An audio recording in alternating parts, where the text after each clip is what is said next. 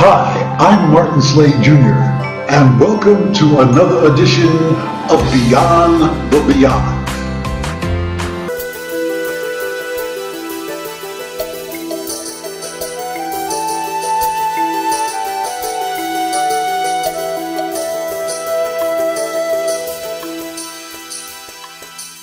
Hello, and welcome to another edition of In Focus. Today, we are going to take an in-depth look at the people, the culture of Taiwan, and the challenges that Taiwan is experiencing in the 21st century. Today, my guest is Mr. Chen, and am I to address you as Director General, sir? Yes, thank you. Okay, it's a pleasure, Mr. Chen, to have you here today on In Focus.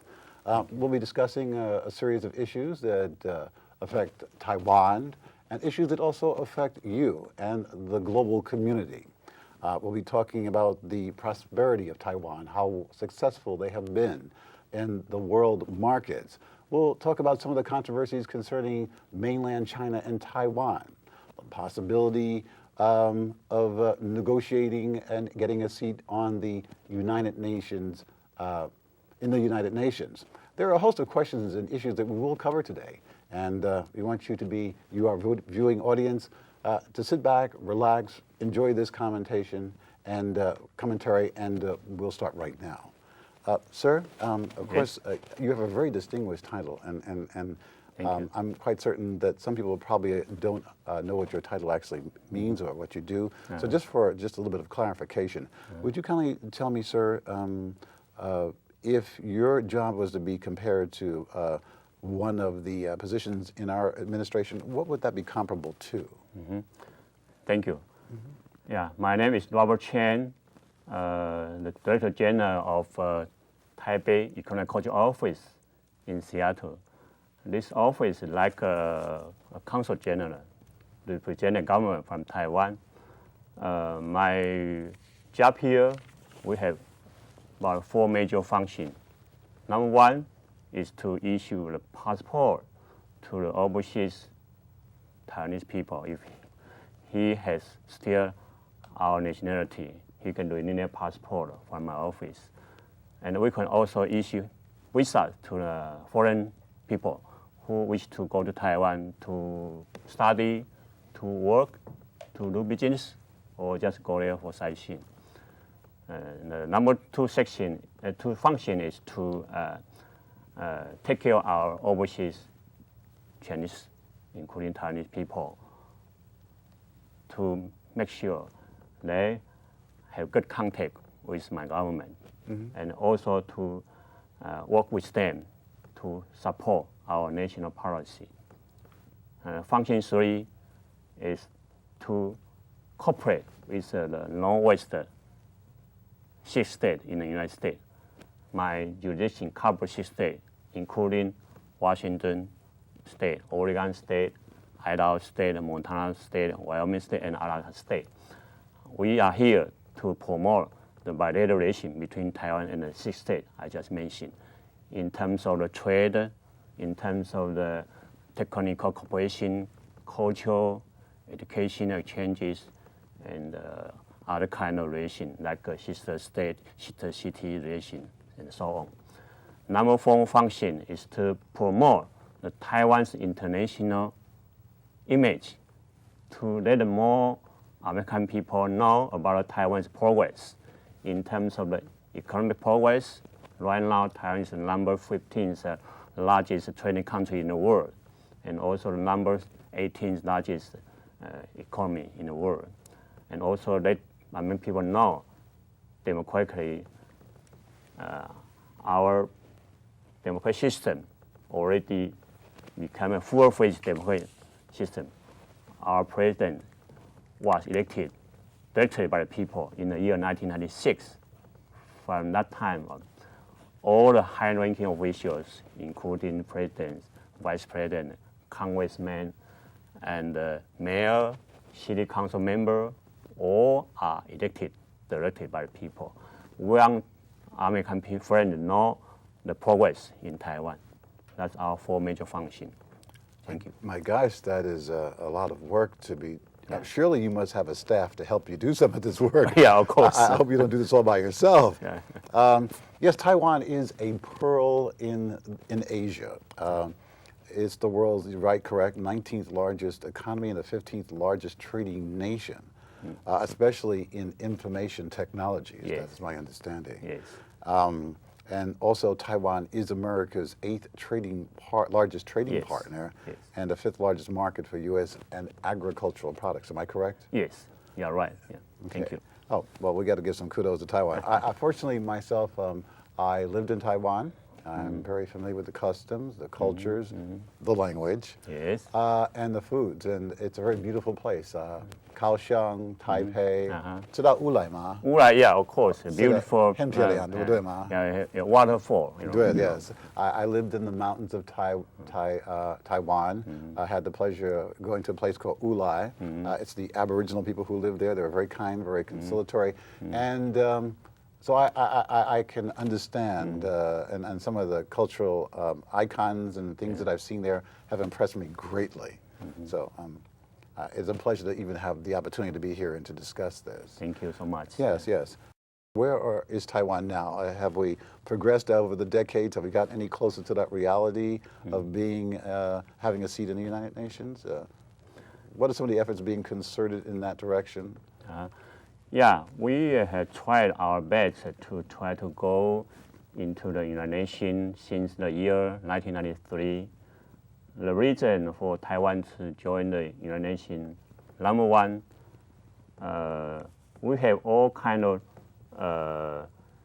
qualification as a nation, as a sovereign state. Yes. As laid out in the Montevideo Convention on the Right and Duty of State. It mentioned 4 major qualifications to be a nation. We have people, we have territory, we have our government, we have our capability to monitor the people, to contact, to make a relation with other countries. Right. Yeah.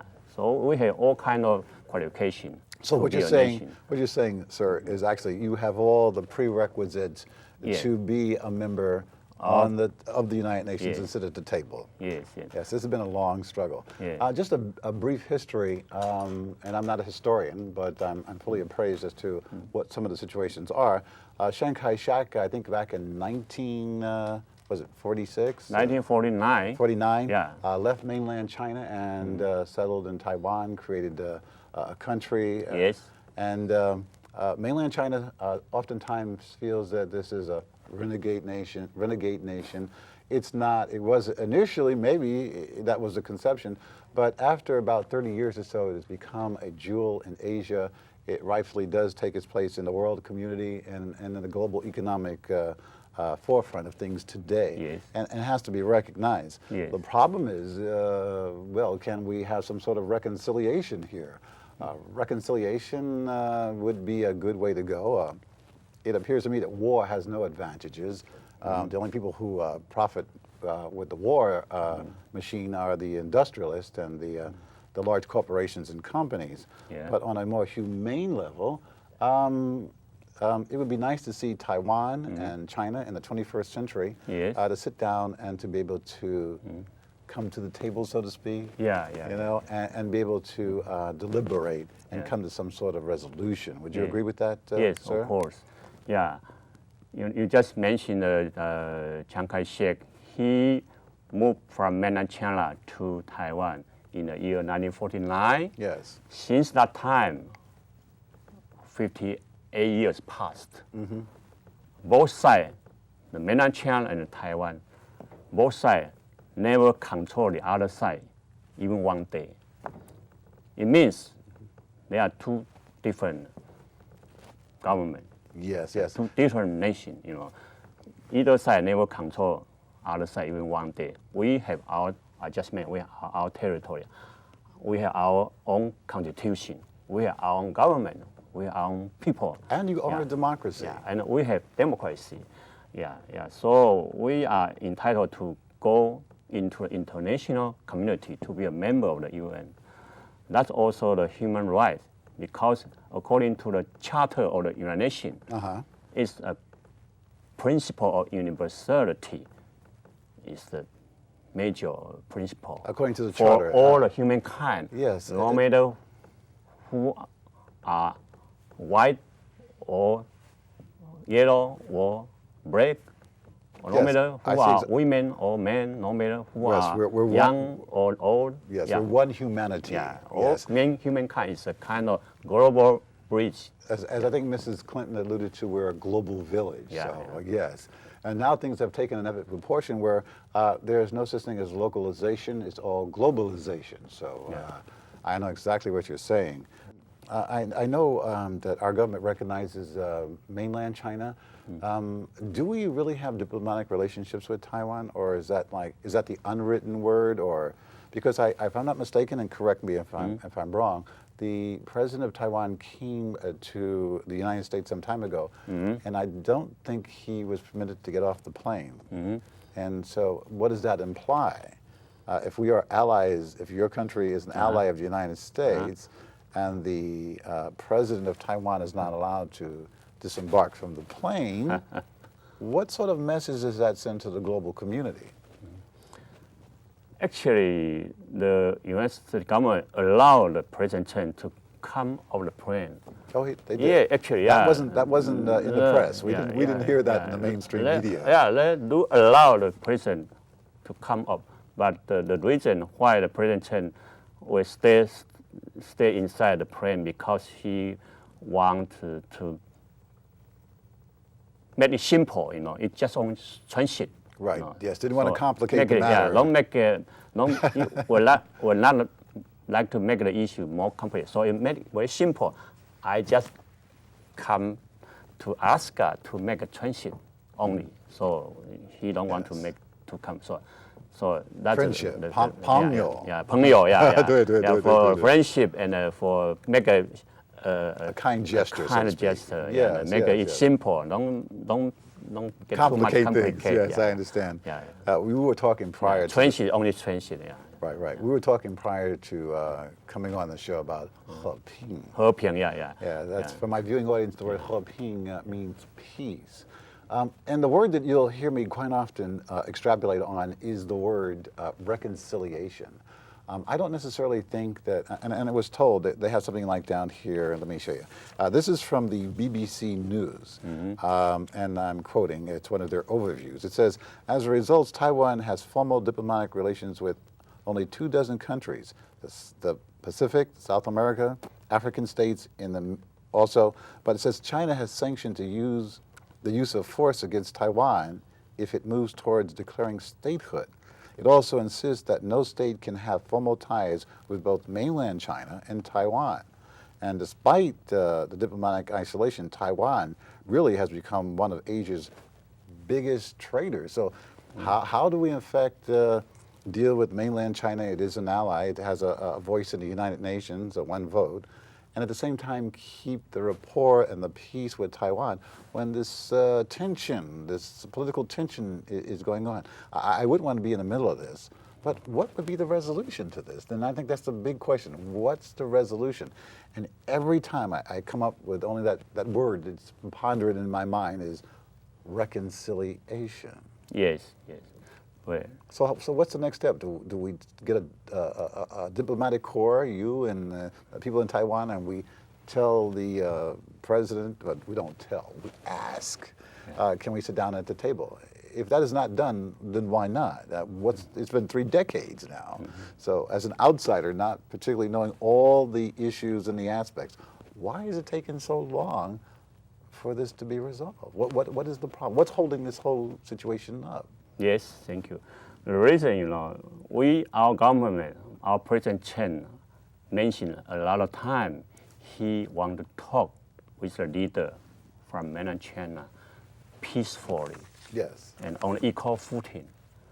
But however, the problem is that the mainland China, he will not to talk with our people elected government from Taiwan. That's the problem. So that's because their attitude, their point, they don't want to talk with the Taiwan's people elected government. Okay. That's You know, problem. you know, in America we have people who are moderates. We have people who are very orthodox in their opinions, but there's always some degree of moderation. There must be some people in China who are moderates who would probably move towards this this gesture. I was thinking, and I'm not a diplomat, but you know what? I think what would be really nice if, in fact, mainland China, just to show some sort of concessions, to show 和平, Yes. would allow Taiwan to at least be on the World Health Organization and be a member. That is a non-political issue. That's World Health Yeah. as a concession. And then Taiwan, in turn, could make a concession, and then we could start the ball rolling. Otherwise, we're going to be like Palestine and Israel. You know, it's not going to work. Of course, yeah. So we hope that the PRC, they can show their good gesture, show their friendly gesture to the people of Taiwan. That's like you just mentioned, allow Taiwan to be a member of the WHO, the World Health Organization. That's a good gesture if they can do that. Yeah, we hope so. We hope so Yeah. too. We're going to pause for a break right here, and we'll be right back with a very controversial subject, a controversial situation here, and my guest here, Mr. Chin. It's really a pleasure to have you. Thank and you. we'll be right back in a few minutes. Don't go anywhere. Good night.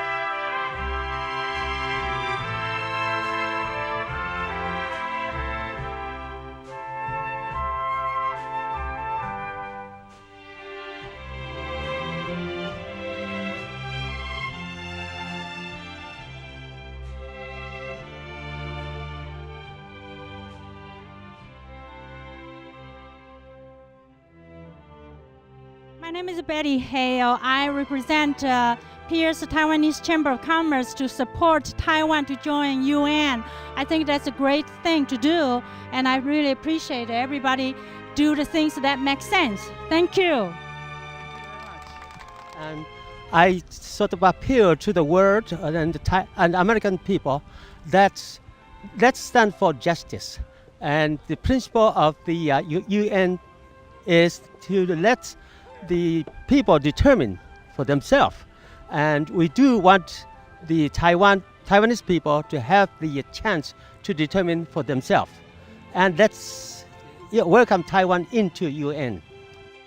You know, Taiwan is a economic power to figure with, with 23 million people, and to be left alone, neglected by the world community, I think is inhumane, to put it strongly.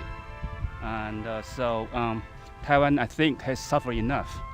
50 years under Japanese, and then 38 years under dictatorship by Chiang Kai-shek. So we just barely broke free from the dictatorship of Chinese nationalists. Yes. And now we are facing a big threat from Red China. And what kind of threat would that be, sir? 800 missiles, and it's increasing by the day. We want to support Taiwan into all the international community, not just United Nations, also to have a diplomatic relationship with all the nations that love peace and democracy, and we feel that Taiwanese deserve to be recognized as a democratic country, and we appreciate your help. Welcome back to the second portion of In Focus. I'm your host, Martin Slade, and I have the distinct pleasure of speaking with Mr. Chin. And Mr. Chin is the Director General. His office is in Taipei. For my viewing audience, some of the dialogue will be in Chinese and some in English. On the very first portion of the show, as you noticed, we were speaking English. I would like Mr. Chin to have the opportunity now to extrapolate in his language. Mr. Chen, you have something to say to our viewing audience, particularly our Asian constituents? Thank you. Be my guest. 谢谢。不谢。各位好，我是陈俊明，是现任的驻西雅图台北经济文化办事处处长。这个办事处呢，就相当于这个总领事馆，代表中华民国政府台湾住在西雅图。我们这个 office 的这个主要的这个功能就是，第一个就是要发护照给还有台湾护照的侨胞，还有发签证给美国人，如果他要到台湾去做生意，或是去开会，或者是去观光，或者是去求学。第二个功能就是要跟我们的这边的侨胞多联络，希望能够支持我们中华民国台湾政府的政策。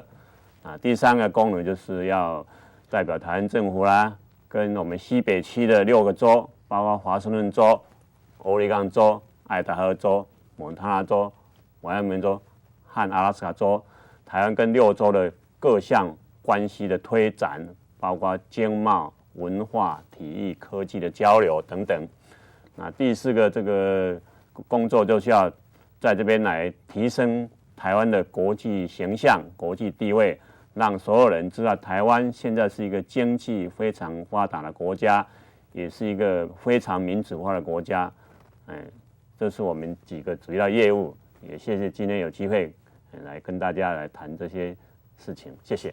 不谢，不谢。Thank you very much. 谢谢你。I didn't get all of that, but I got some of that. On a more favorable note also too, there are some things that I do want to bring up. Number one, that notwithstanding the tensions in Taiwan that we had spoken about, China enjoys a healthy trade link with Taipei as the #1 export market. So it's not as all bad. Also, I understand too that more than 100, and you guys have 170 radio stations on the air on the island, and many of them are carrying specific music formats. And more than 70% of the households are connected to the internet. So when I went to Taiwan, it wasn't that, technological, but I see a lot of advancements that have been made. Yes, yes.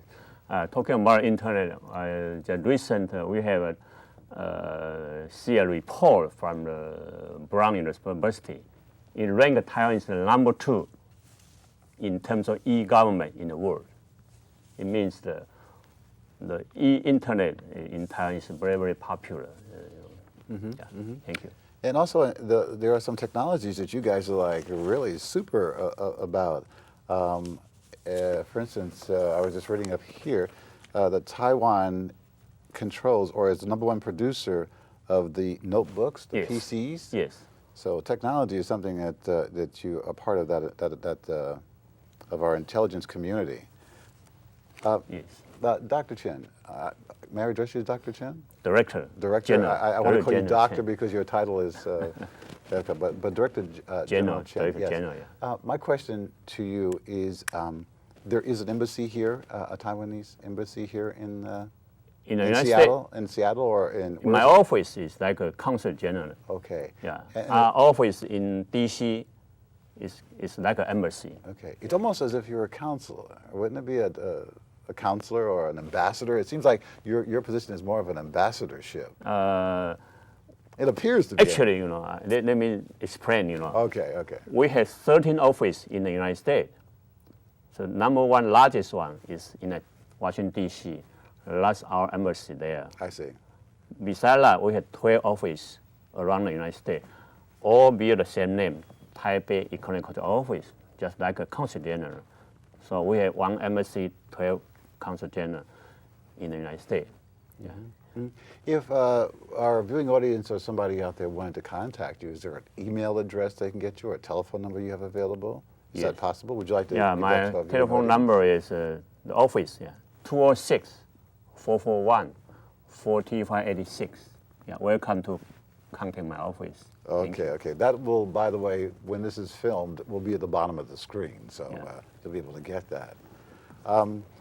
We're about to close up here. Is there anything that you want to say in particular? Since the moderator always gets the opportunity to ask all the questions, is there something specifically you would like to address in concerns to either something that's coming up in the future at Taiwan or something that you're pursuing? Is there something you'd like to talk about? Yeah, thank you. Yeah, I'd like to take this opportunity to request you people can support Taiwan's participation in the United Nations, because this is for 23 million people's human rights, and also Taiwan in terms of the democracy. We are full-fledged democratic country. In terms of economic development, I just mentioned we are number 15 largest worldwide economy. So we are deserved to be a member of the international community, to be a member of the global bridge. So we request you people support our request to be a member of the United Nations. Thank you. Thank you for being with us today. This is only the second part of our three-part series, and in focus in Taiwan. So, our viewing audience, I hope you enjoyed today's show. We will be back with another edition of In Focus. Thank you.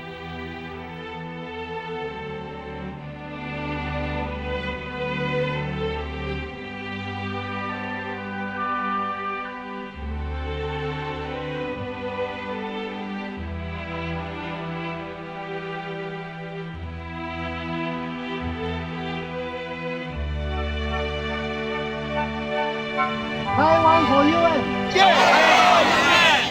现在，不在吧？现在，不是改讲，现在。We are qualified. Taiwan is already qualified for a long time.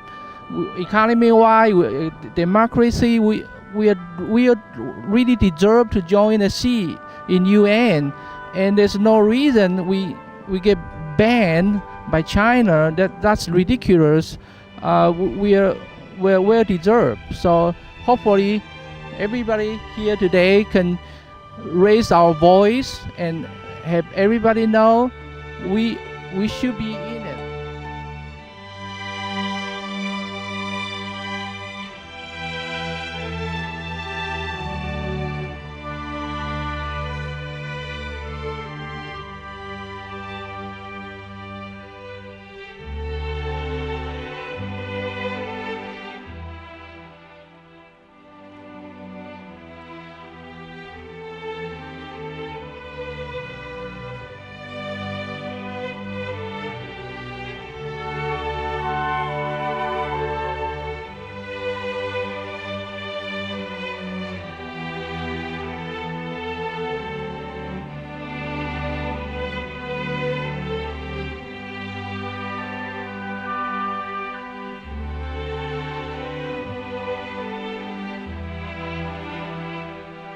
Today I have some very distinguished guests that we have on our panel today, and we'll be talking about some of the issues that are paramount to Taiwan.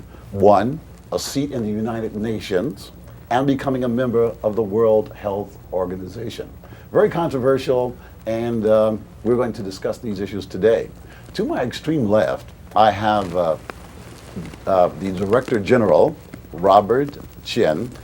He represents the Taipei Economic and Cultural Office in our Seattle, Washington division. To his extreme left is John Cho. He's a publisher of Asia Today. And to his extreme left, we have Clara Chen, the director of the Taiwan Center. First of all, Director General Chen, it's a pleasure to have you here again on our last edition of In Focus, our three-part series. John, it's always a pleasure to have you here representing the Chinese media. And Clara, you're the grassroots. You represent our grassroots community here. I'm very pleased and honored to have you here. I'm going to start my discussion off by asking a series of questions, and please feel free to comment. This is a very informal conversation we're having here today. Starting with you, Director General Chen. Yes. In our last episode, we did ask you what are some of your duties and what you do and how you perform them. Can you just give us an idea? I have been appraised to the fact that there are 13 director generals. That's quite a few director generals, and that you have your immediate area is the Northwest Territory. Am I correct, sir? Yes. Give us an idea of what you do on a daily basis or what your responsibilities are to the Asian community. Okay, thank you. Yeah. Good morning, everyone. I'm Robert Chen, the Director General of the Taipei Economic Culture Office in Seattle, representing the government of Taiwan. We are here to, number one, to issue the visas to an American friend who want to go to Taiwan, either go to have business or just go to sightseeing. And also we issue passport to our overseas compatriot people if they still hold the Taiwanese nationality. Number two, we are here to serve our overseas compatriot people. If they come up with any problem, any services, need our help, we will try our best to help them out. Number three, we are here to promote a bilateral relation between Taiwan and then you just mentioned Northwest area, including the 6 states, Washington State, Oregon State, Idaho State, Montana State, Wyoming State, and Alaska State. Number four, we are here to promote Taiwan's international image to let all the American people know that Taiwan, in terms of the economic development, we are a very strong country. In terms of the democratic development, we are now a full-fledged democratic country in the world. That's four major functions of my office. Thank you. You're welcome, and thank you very much. To his extreme left is John Cho. He is the publisher of Asia Today. And by the way, I've had the opportunity of seeing myself in the Chinese media, and I must say I'm very impressed. I don't look bad on camera. Would you tell us, John, your functions? You are actually a liaison between many organizations. I've seen your various functions. Tell us something about yourself, John, and what interest you might possibly have in this particular format. Thank you, Martin. My name is John Cho. I come from United States, from Taiwan, about 31 years ago, 32, yeah. And graduated from University of Washington in civil engineering. And then after that, I becoming an engineer, working in a consulting firm, and becoming a City of Seattle employee for 6 years. And then I, opened up my own consulting firm for a while. And about 5 years ago, I got a chance to be able to take over this wonderful newspaper called Asia Today to serve the Chinese community, Taiwanese community, and the whole region in this Northwest area, including Portland. Since I come from Taiwan, although I'm a United States citizen now, I always feel that Taiwan is my passion, and I've been seeing Taiwan changing from a dictatorship country, white terror country, myself being forbidden to come back to Taiwan for about 10 years by an organization from Director Chen. It's an interesting thing.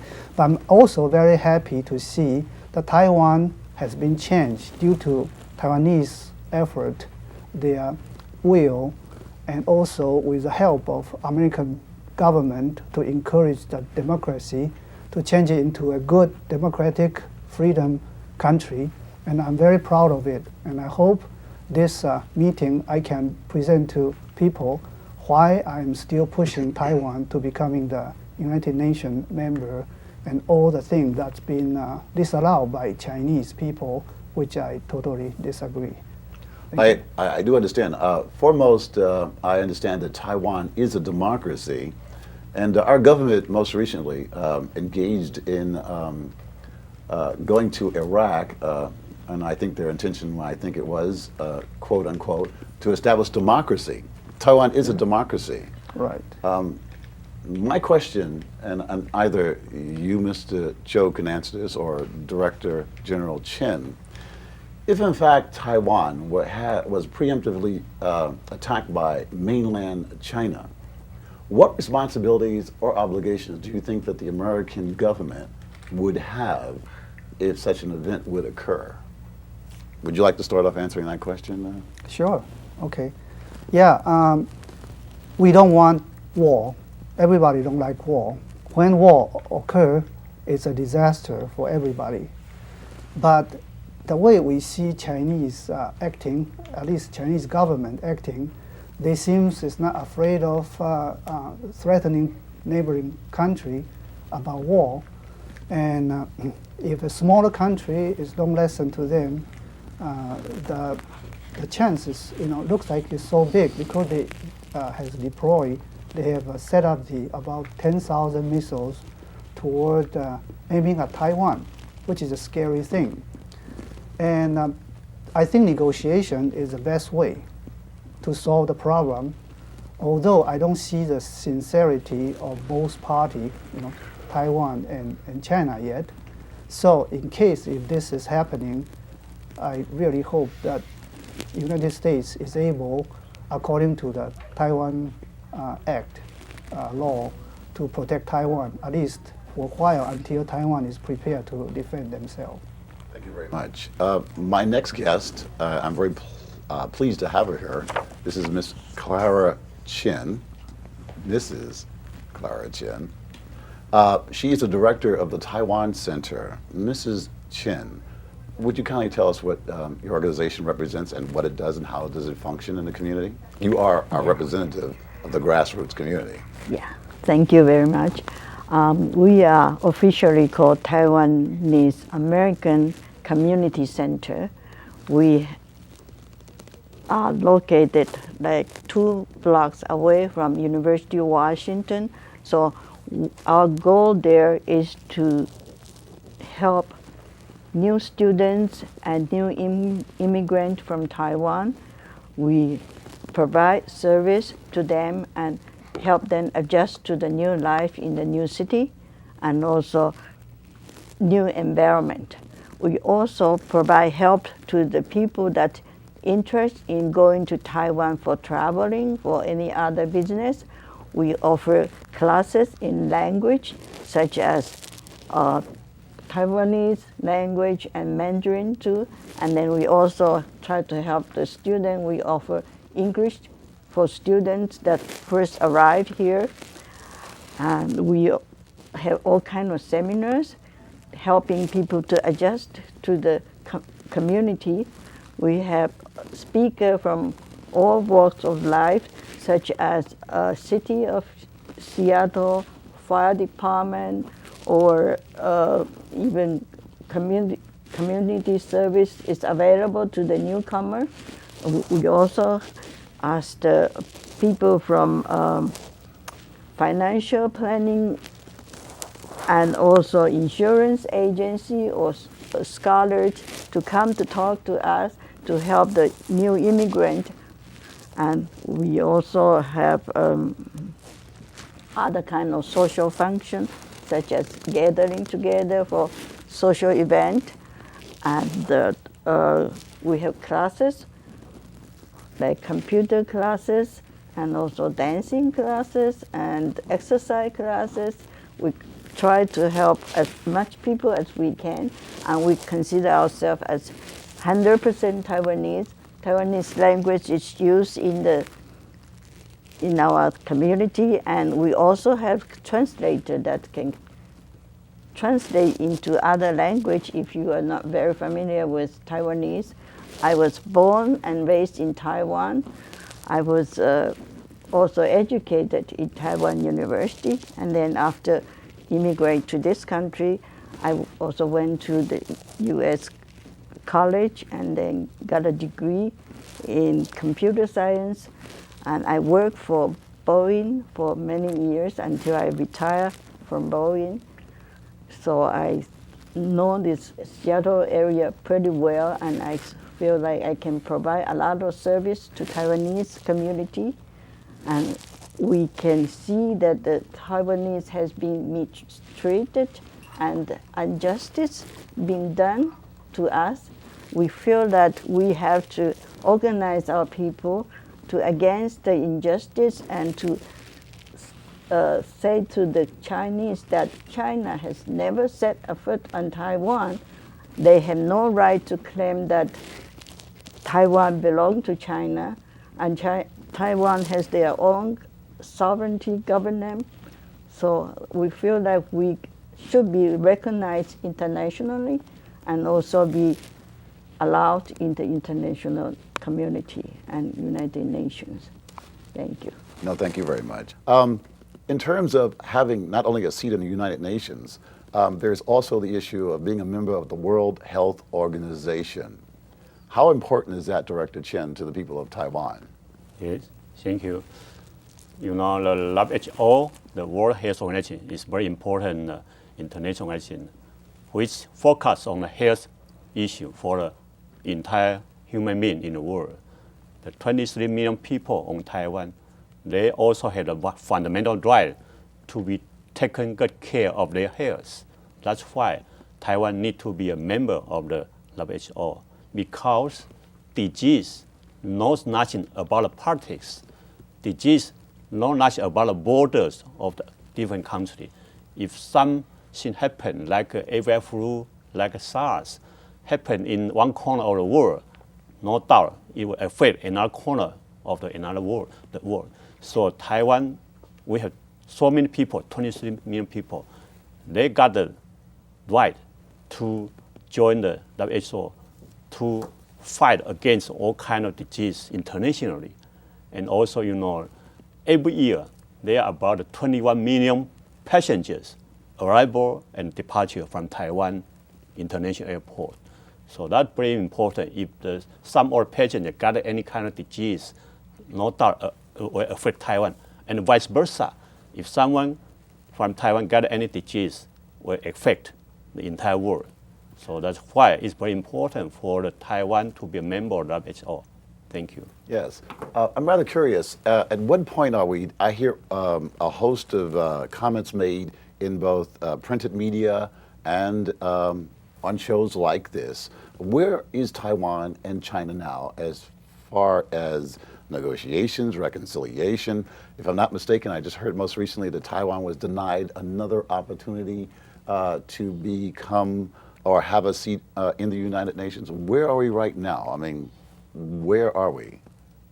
What's going on right now in that format? Is there discussions? Will there be another appeal in the United Nations?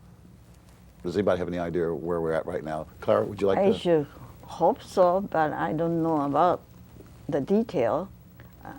I think what we can do as a Taiwan is just organize everybody to have one voice and then have the referendum done so that people can vote for what they want. And I'm sure that over 75% of people want to join the United Nations.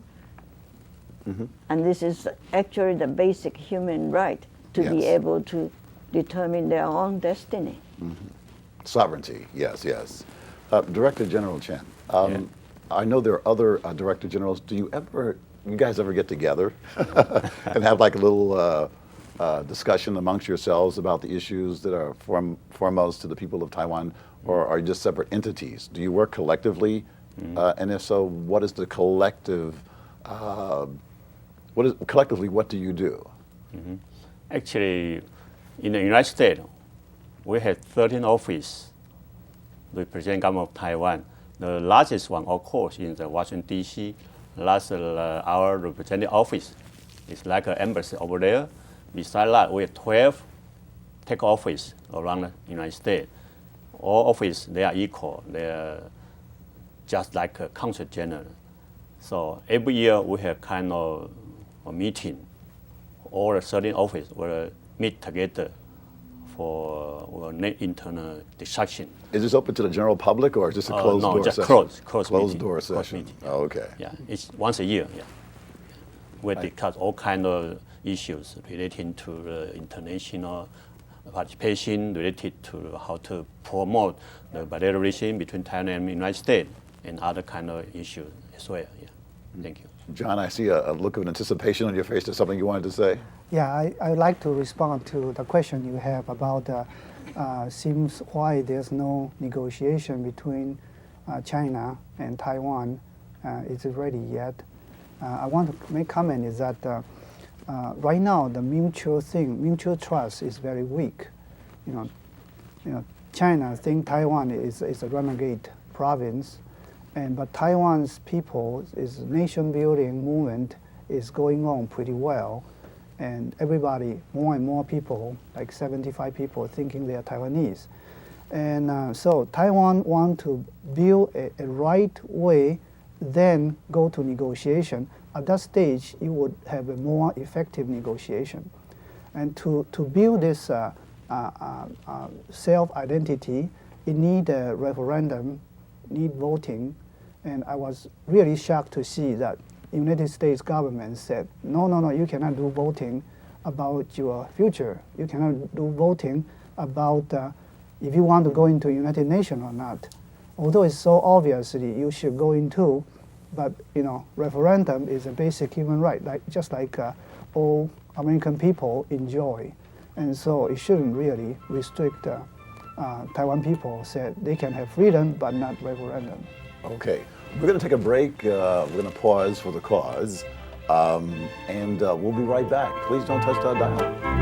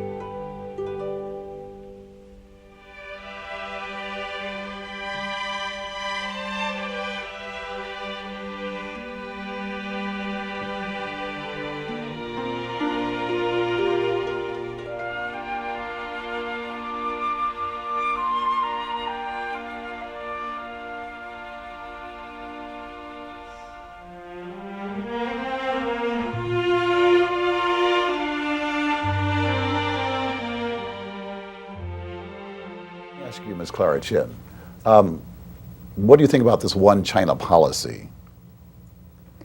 One China policy was established in false fact. It never was one China. It's actually Taiwan doesn't belong to China at all. And it should be changed. It was some 20 years ago when it was in that kind of environment, and right now it's quite different. So I think all the politicians should consider we change that. Also, too, in the other question that was asked previous, before we went to break, it was in regards to if, in fact, there was a preemptive strike against Taiwan. By the way, it's not classified information. We do have military bases in Taiwan. I served in the Air Force in 1970 during the Vietnam era. Taiwan logistically helped the United States in that particular war. But my question to you is, if in fact Taiwan there was a preemptive strike from mainland China towards Taiwan, what do you expect the American government to do? And should American soldiers lose their lives? There are 23 million people in Taiwan. What do you think America should do? What role do you think we should play? And that's a big loaded question, Ms. Clara Chin.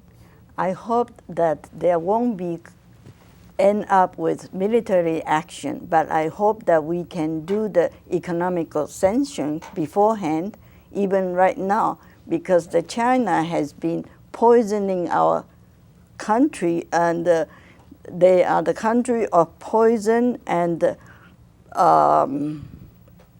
pollution and false propaganda. And see, we are facing all those tainted Chinese product, and we like our government to do some more strong stand on guarding our health, and this is our basic human right, and is also for the health of our country and our people. Our children are playing with those leaded, painted toys, and we should be aware of that, and we should boycott their product. Mm-hmm. When this is done, then I don't think China will be able to buy more missile or will be able to attack other country. I think this is the permanent solution for their behavior. Okay. I think that my viewing audience is aware of the fact, and it's not something that is up in the air, that China is financing our war in Iraq. And they have a very close relationship with our American government, which makes it even more difficult for Taiwan to be accepted as a sovereign nation and having its own entity because of this economic relationship that we have with China. It seems like it's always economics that seems to be in the forefront. You are an American citizen, am I correct now? Yes, yeah. But my question was, what is America supposed to do? When you have a preemptive war, there is no indication that there's going to be a war. So we cannot take sanctions, economic sanctions, when we don't know when there's going to be a preemptive strike. So if in fact there isn't a preemptive strike, what should the American government do in this particular case? I think the government can at least send 2 of those warships and guard the area. The Taiwan Strait you're making reference to. Right. Okay. And I don't think China will be stupid enough to really attack American warships. That is also a supposition, but it also could be the beginning of World War III.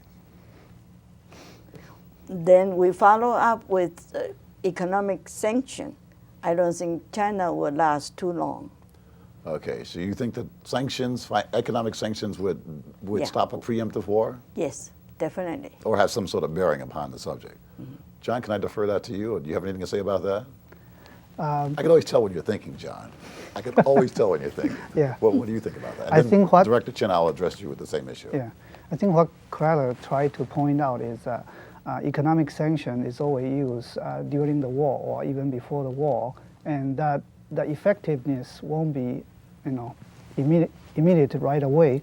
But it's a way of thinking that if China is still not a democratic system and want to bully, around other people, which I think international countries won't allow that happen. And if they keep on showing aggression, some steps should be done, and economic sanction is one of them.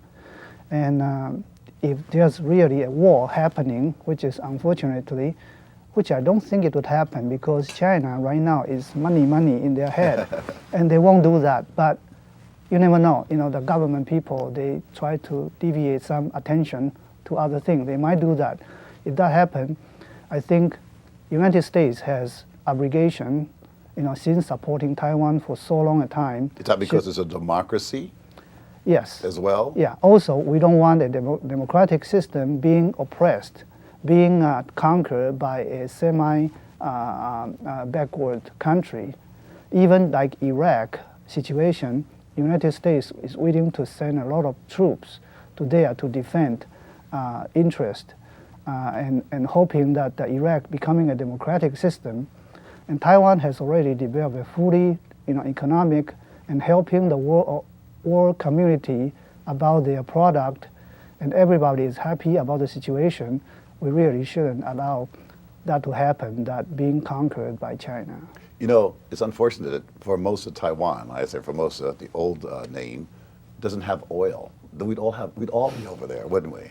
We'd have every reason to go over there to defend Taiwan, but unfortunately, you're not like the Middle East where you have all that oil there. That would give us provocation to go over there, and we'd be on the front lines, guarantee you. The American government would be there. Director General, what do you have to say about this particular situation? If, in fact, there was a preemptive strike, what do you expect the American government and the American people to do? Thank you. Yeah, I think everybody knows that Taiwan and the United States, we share the same value of democracy, freedom, and human rights. Also, America has a lot of investment in Taiwan. And also, Taiwan Strait is very important strictly in terms of the peace of the East Asia area. So the United States, they had to help Taiwan if the invasion from mainland China is not only for the Taiwanese people, but also for American interests, and also for Americans' role to play in uphold the democracy in the world, also to maintain the peace and stability in the Asia area. Thank you. I've always used the word quite often, reconciliation. This has been going on for decades, this thing between Taiwan and mainland China, but not any more different than I would suspect between Israel and Palestine. No different than saying the things that are going on in Darfur. We're living in a global community right now, and what affects one part of the world, as you said, Director Chen, affects us all. Reconciliation should probably be the bottom line, coming together, reconciling, and trying to come to a situation where this is resolved. World peace, 和平, as we spoke to before, is something that means to our viewing audience, 和平 means peace. Well, that concludes our three-part series Inside Taiwan. I hope you enjoyed it. I hope it was entertaining, informative, and always provocative. So please go to scantv.org, review our schedule, follow us, In Focus. I'm your host, Martin Slade. Thank you very much.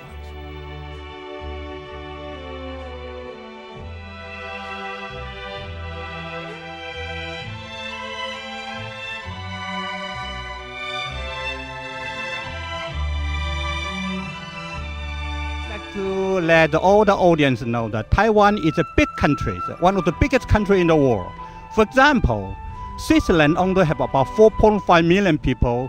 The bigger country, Sweden, have about 11 million people. But I would like to let you know that Taiwan has 23 million of people. They deserve to be a members of the UN. Taiwan for UN.